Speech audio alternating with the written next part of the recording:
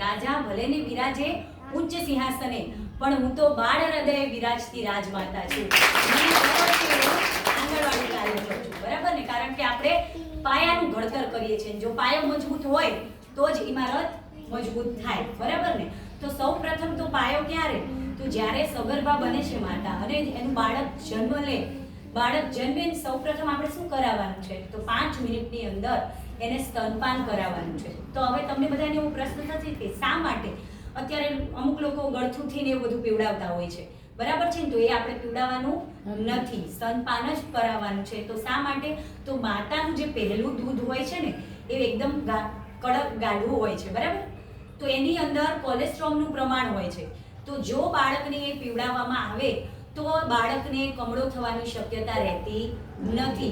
ત્યાંથી ઘણી વખત તમે જોતા હશો કે જન્મે તરત બીજે ત્રીજે દિવસે બાળકને કમળો થઈ જાય, પરંતુ જો આ પહેલું દૂધ એને આપ્યું હોય ને તો કમળો થવાની શક્યતા નહીવત થઈ જાય છે. બીજું કે બાળકની રોગ પ્રતિકારક શક્તિમાં વધારો થાય છે અને કુપોષણ લગભગ રહેતું 80% 90% કુપોષણ બાળકને રહેતું જ નથી જો એને 6 મહિના ફક્ત ને ફક્ત સ્તનપાન કરાવ્યું હોય તો. પાણી પણ પીવડાવવાનું નથી. હવે તમને બધાને એવો પ્રશ્ન થાય કે શા માટે એને ગળું સુકાય, ઉનાળો હોય તો ગળું ના સુકાય?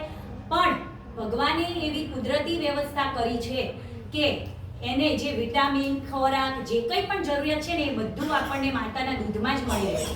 માટે એને માતાનું દૂધ જ આપવાનું છે, પાણી પણ આપવાનું નથી. જેનાથી બાળક મજબૂત રહેશે, એની રોગ પ્રતિકારક શક્તિ ઘટશે, એના જઠરાગ્નિ પણ મજબૂત થશે. આથી બાળકને કુપોષણ રહિત થઈ શકશે. હવે માતાને શું ફાયદા? તો માતાને પણ ઘણા બધા ફાયદા છે.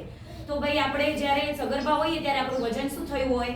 વધ્યું હોય. હવે જો 6 મહિના માતાનું દૂધ પીવડાવીએ તો એ ચરબી સ્તનપાન રૂપે આપણી ચરબીનો ઘટાડો થાય છે, જેનાથી આપણને કોઈ પણ ચરબી જ્યાં ત્યાં જમા થતી નથી ને આપણું શરીર સ્વસ્થ રહે છે.